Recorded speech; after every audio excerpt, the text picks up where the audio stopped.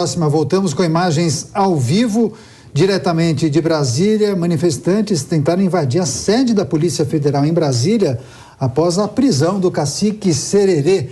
Agora ao vivo com a gente também, Roberto Mota, comentarista do Grupo Jovem Pan. Mota, seja bem-vindo. Nós tratávamos justamente dessa situação que envolvia a prisão do cacique Sererê mais cedo no programa Os Pingos nos Is, informação inclusive compartilhada pelo nosso colega Paulo Figueiredo. Queria a sua análise, sua avaliação acerca dessa situação muito delicada em Brasília, Mota. Daniel, muito delicada, é preciso serenidade, é preciso calma, é preciso ter todas as informações. A gente ainda não tem essas informações. Aparentemente, a única coisa que se sabe com certeza é que o cacique teria sido preso junto com o filho dele e levado para algum prédio oficial que aparentemente não é o prédio da Polícia Federal. Esse acontecimento vem num dia muito complicado para o Brasil. É o dia da diplomação de uma pessoa que é considerada por muitos milhões de brasileiros como um ilegítimo ocupante, ou será um ilegítimo ocupante de um cargo. Durante muitos meses, o Brasil enfrentou um processo eleitoral complicadíssimo. O mínimo que a gente pode dizer sobre esse processo é que ele não foi um processo equilibrado, várias partes que deveriam ser neutras tomaram partido claramente, houve uma decisão de reprimir determinadas opiniões sobre esse processo eleitoral, é uma decisão que perdura até hoje, uma decisão de criminalizar uma parte da opinião pública. Certas coisas no Brasil, depois de muitas décadas de liberdade, certas coisas não podem ser ditas. Nada disso impediu milhões de brasileiros de irem às ruas, de se manifestarem, o seu repúdio à figura que foi declarada como futuro presidente do Brasil, de demonstrarem a rejeição a um processo eleitoral que elas consideraram um processo enviesado e, mais do que tudo, de reafirmar a rejeição a medidas de censura, de coibição, né, de expressão da opinião. Manifestantes pacíficos foram chamados de antidemocráticos, de golpistas, de fascistas ou de coisa pior. É uma coisa que nunca aconteceu no Brasil. Isso tudo culminou hoje numa cerimônia de diplomação que, como eu disse, é a diplomação de uma pessoa que é considerada por uma grande quantidade de brasileiros. São milhões de brasileiros que consideram essa pessoa um ocupante ilegítimo, um futuro ocupante ilegítimo de um cargo. O cacique participava dessas manifestações, não se sabe ainda de onde veio a ordem de prisão dele, qual foi o motivo da ordem de prisão dele, mas a maioria das pessoas bem informadas, sensatas e democratas do Brasil não parece que essa tenha sido uma decisão que encontra amparo no Estado de Direito, na democracia, na República. Então, a gente está observando aí coisas que estão acontecendo em Brasília. É difícil ainda separar, né, o que é rumor do que é verdade, mas eu acho que uma coisa é muito justa que a gente diga. Esse episódio é um episódio que estava esperando há muito tempo para acontecer, porque ele representa a disposição de certos setores do Estado brasileiro de enfrentar, de confrontar, de ignorar o que é o desejo claro da maioria da população.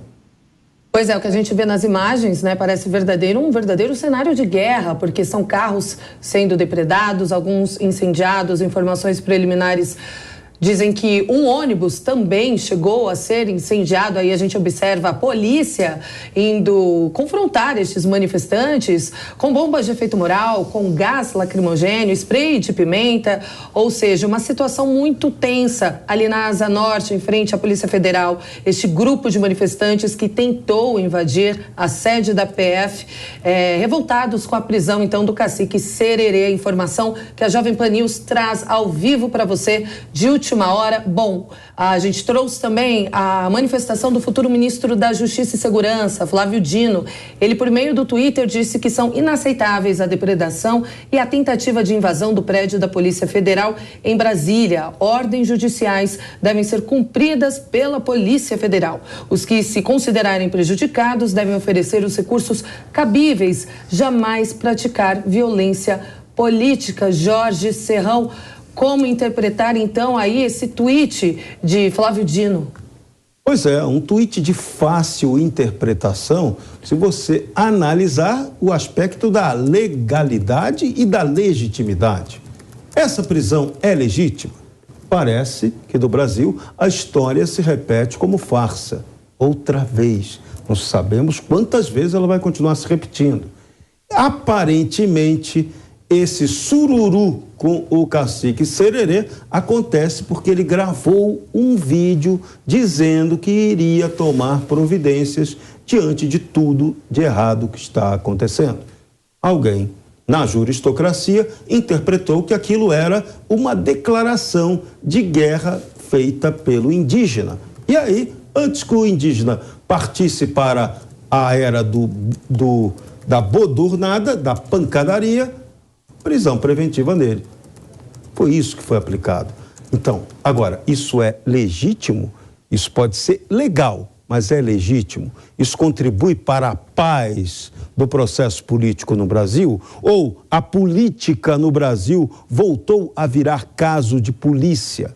100 anos atrás, na década de 20 do século passado, o Brasil viveu durante quase 10 anos sob estado de sítio, sob regime de exceção, porque o Estado, o poder estatal daquele momento, achava que a sociedade estava desafiando o poder.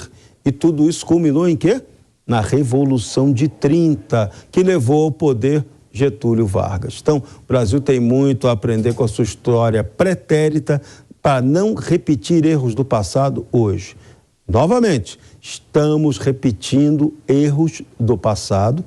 A juristocracia sai do controle, ela assume o papel de protagonismo político que não lhe cabe. A política é para os representantes eleitos do povo, que são o poder executivo e o legislativo. Judiciário, quando faz polícia, acaba virando isso, caso de polícia. Pois é, Roberto Mota, você bem destacou que é preciso ter cuidado para fazer qualquer tipo de avaliação nesse momento. O que nós temos, claro, são as informações que indicam a prisão do cacique Sererê, mas essas imagens, né, que são fortes, muitas pessoas revoltadas. Agora, Mota, essa situação nos faz refletir sobre o momento do país, né? E o que pode acontecer a partir de agora. Você acredita que algum dispositivo legal, constitucional, poderia ser acionado? Sei lá, por exemplo, reforço das Forças Armadas, já que a Polícia Federal está sendo atacada. Você acredita também que, de certa forma, esse episódio indica alguma coisa sobre a próxima gestão? O que pode acontecer a partir do dia 1º de janeiro de 2023? Não há dúvida, Daniel. Como eu falei mais cedo hoje, esse é o momento em que a gente tem que buscar lá no fundo as nossas reservas de sensatez, de bom senso, de equilíbrio, mas ao mesmo tempo a população brasileira, eu arrisco dizer a maior parte dela, 70%, 80%, tem um reservatório acumulado de indignação, de revolta, de um sentimento de repúdio a tudo que tem acontecido. O cidadão brasileiro, ele não entende mais como funciona o sistema de justiça do Brasil. Ele perdeu a noção do que é certo e do que é errado. E toda vez que ele tenta se manifestar, ele é ofendido ele é chamado de mané, ele é ameaçado com prisão, ele é ameaçado, vamos pensar nisso, ele é ameaçado com a perda da guarda dos seus filhos, se ele levar os seus filhos a uma manifestação a qual ele vai, vestido de verde e amarelo, com a sua família, com os seus idosos, com as suas crianças, cantar o hino nacional e pedir o retorno da democracia. Chega um ponto necessariamente em que as pessoas se perguntam, e agora? O que eu faço? Para onde é que eu vou daqui? E o que a gente viu hoje, no dia de hoje, foi uma coisa muito complicada. A gente viu um político considerado como ilegítimo, né, recebendo um diploma e sendo elogiado por toda a classe política e pelos detentores do poder hoje no Brasil. Ao mesmo tempo, a gente ouviu ameaças, a gente ouviu autoridades dizerem que aquelas pessoas que ousarem se manifestar contra aquilo seriam caçadas. E a gente não sabe como é que se escreve esse caçar aí, esse caçadas. Então, a pergunta que a gente tem que fazer é para onde pode caminhar um país colocado nesta posição? Se pessoas de bem, se famílias vão às ruas pedir o retorno ao Estado de Direito, pedir democracia, pedir justiça, se elas são tratadas como criminosos, ao mesmo tempo em que a gente vê um potencial novo governo imaginário nomear para o Ministério da Justiça uma pessoa que tem notoriedade por ser adepto da teoria da bandidolatria, aquela teoria que diz que os criminosos violentos, na verdade, não têm culpa nenhuma do que eles fazem, a culpa é da sociedade. Então, o cidadão de bem é culpado por expressar a sua opinião. Os criminosos violentos agora vão ter toda a leniência do Estado.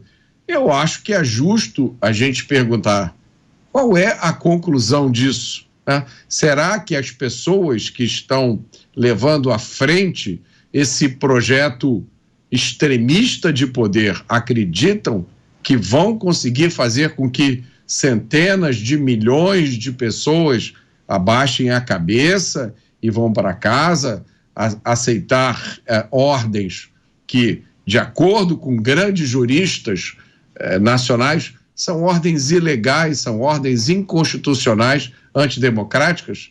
Para onde é que vai esse país? Essa é a pergunta que precisa ser respondida agora. Pois é, as imagens são realmente impressionantes, né, Mota? Olha só, este ônibus sendo incendiado, ele foi incendiado em meio a uma avenida muito importante ali da Asa Norte, W3 Norte. A gente observa que a avenida estava bem movimentada, inclusive na hora. O ônibus é tomado rapidamente pelas chamas, né, um transporte coletivo, como a gente pode observar. Depois ele é transportado pelos bombeiros até uma outra parte mais segura, mas a gente vê aí as chamas dominando completamente esse transporte coletivo, este ônibus. Os manifestantes, então, incendiaram tanto este ônibus quanto outros carros, né, outros veículos ali nos arredores da sede da Polícia Federal. Eles tentaram invadir essa sede da Polícia Federal, inconformados, revoltados com a prisão do cacique Sererê. Jorge Serrão, como disse Mota, faltava um estopim, né? Parecia que a gente estava vivendo dentro de uma panela de pressão. Quando aconteceu esta prisão, deu no que deu essa manifestação aí agressiva, um tanto violenta. Agora, ao vivo, já te chamo, Serrão. Marília Sena, ao vivo do local da manifestação, tem as informações pra gente. Marília, como é que tá a situação por aí agora? Oi, boa noite para você e para todo mundo que nos acompanha. Olha, a situação aqui está bem crítica. Brasília está num cenário de guerra. Aqui atrás de mim tem um ônibus que está pegando fogo e a gente consegue ouvir várias explosões. Eu estou na região central de Brasília, ao lado de uma delegacia, ao lado também na Torre de TV. Eu vou mostrar aqui para vocês. Ali tá a Torre de TV. É uma região que praticamente nada acontece, é muito segura. E aí os manifestantes tacaram fogo. Ali tem outro veículo, um veículo de popular. em chamas.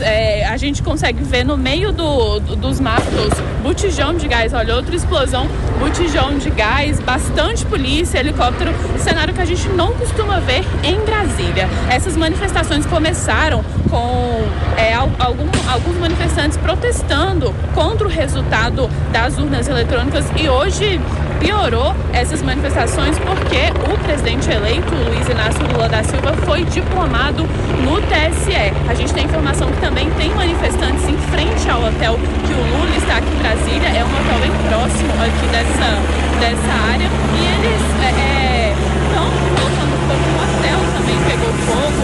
A delegacia está fechada, bastante policial protegido e a gente segue acompanhando. Assim, é lamentável, porque é Brasília. A gente que mora aqui costuma dizer que a gente mora no céu, porque nada acontece. Brasília não tem um índice de violência tão alto quanto as outras cidades do nosso país e hoje a gente está se deparando com esse cenário que, na verdade, deixa a gente embasbacado. Uma cena de terror.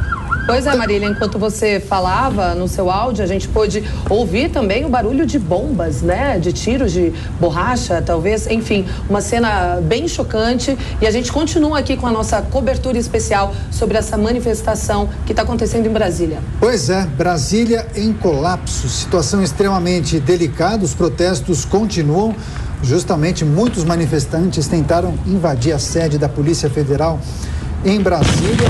Eles fazem esse protesto justamente após a prisão do cacique Sererê. Enfim, eu peço por gentileza que você continue aqui na sintonia da Jovem Pan News, uma cobertura especial movimentando toda a equipe de jornalismo da Jovem Pan News, os nossos repórteres em campo na capital federal, trazendo todas as informações nessa cobertura. Nós contamos com vocês. Ponto final nessa edição do Jornal Jovem Pan.